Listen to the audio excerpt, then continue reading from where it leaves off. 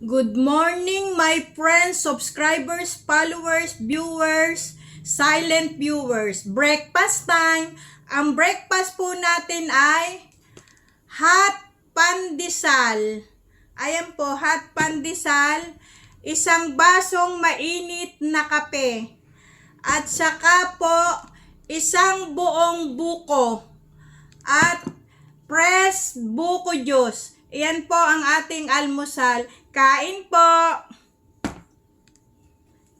Isawsaw po natin sa kape ang pandesal. Yummy! Ang sarap!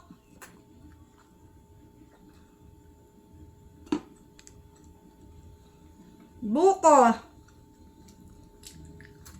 Yummy! Marami pong salamat sa pagsama.